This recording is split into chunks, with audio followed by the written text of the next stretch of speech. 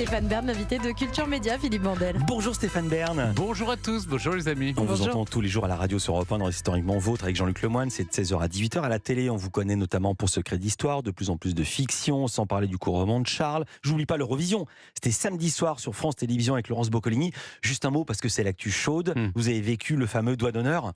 Oui, on n'a pas vraiment vu et mais après évidemment l'image sur les réseaux sociaux. La chanteuse Lazara qui représentait la France. Exactement.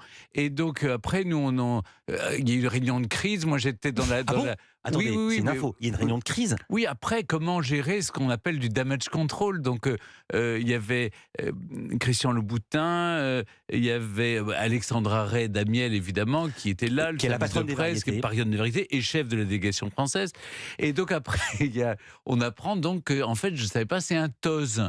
Je ne sais pas ce que c'est qu'un toz, c'est le doigt d'honneur. C'est un doigt d'honneur en Afrique du Nord. En Afrique du Nord. Mais en fait, au Québec, c'est générationnel et culturel et c'est sympathique en fait.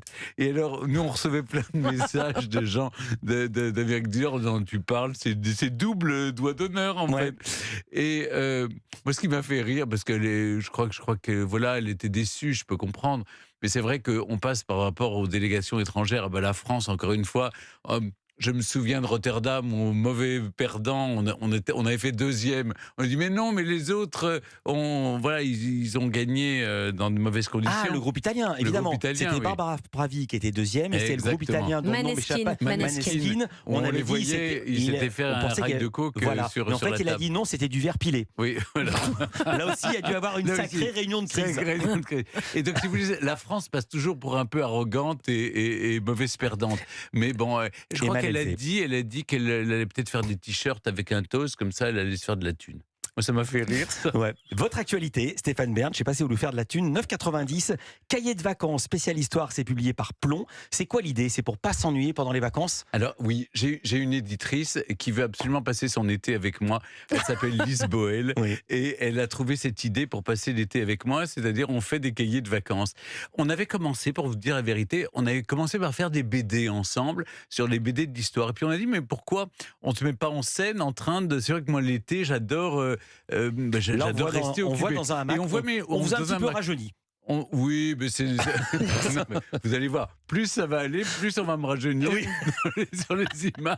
C'est le principe de l'enveloppe. Voilà. Quand à l'intérieur, ça commence à vieillir, on rajeunit l'enveloppe. Mais c'est quel roi qui est avec vous, là, sur la couverture Pardon, montrez-le-moi.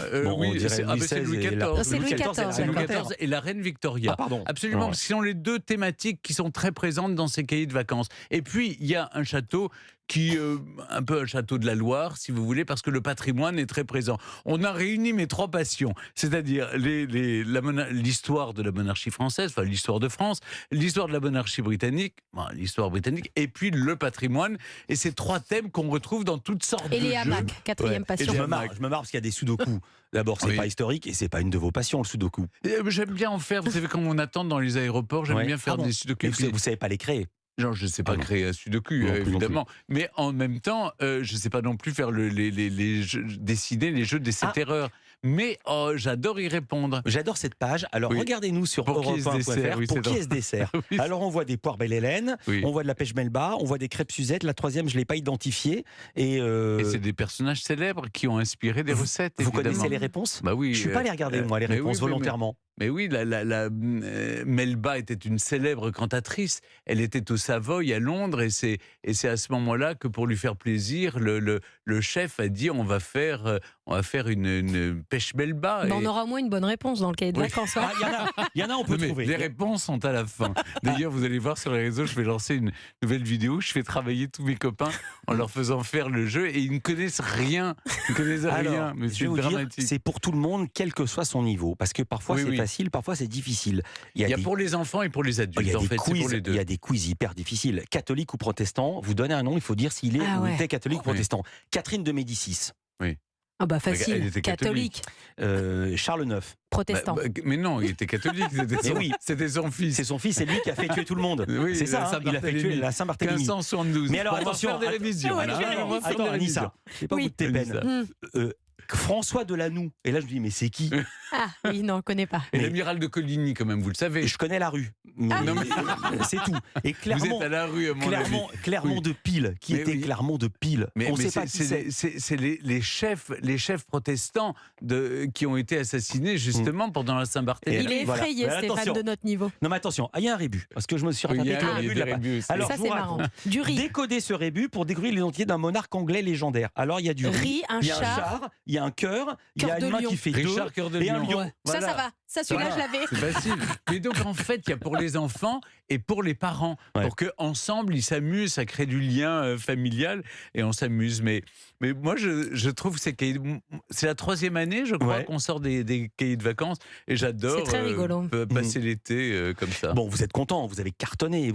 France 2 a battu TF1 lors de la matinée du couronnement de Charles. C'est la moindre des choses, quand même, franchement. Non, ce qui m'a amusé, je vais vous dire ce qui m'a amusé. Évidemment, il y a toujours après l'audience, mais c'est qu'au total, toutes chaînes confondues, 9 millions de Français ont regardé le couronnement.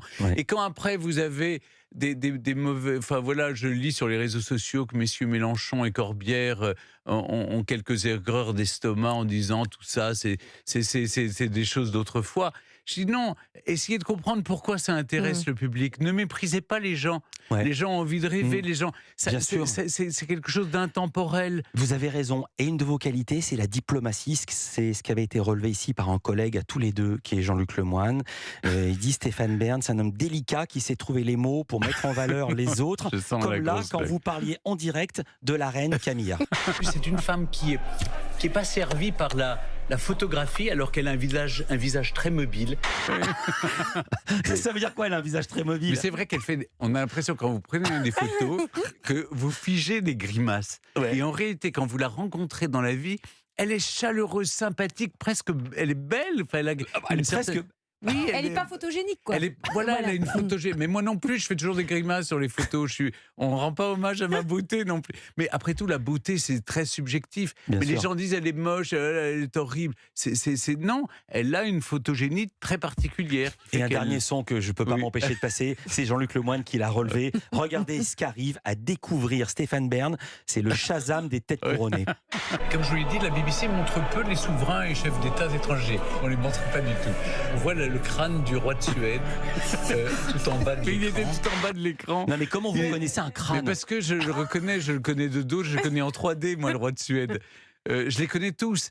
Si vous voulez, ce qui m'agaçait, et puis alors le protocole, n'en parlons pas, parce qu'il y a eu un moment aussi où j'ai repéré que le roi de Suède était avec la princesse héritière Victoria, et à côté, il y avait Hassan al-Bolkiah, le sultan de Brunei, au premier rang.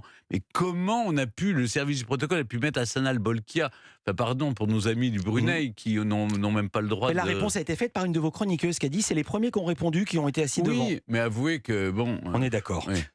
Stéphane Bern. Les Japonais qui sont derrière les Romains. C'est que Stéphane Bern, sincèrement, ne décolère pas. J'adore quand vous êtes impliqué. Simon qui prenait ça très au sérieux. Exactement. Vous savez. Je rappelle, c'est Cahiers de vacances spécial histoire. C'est publié par Plomb.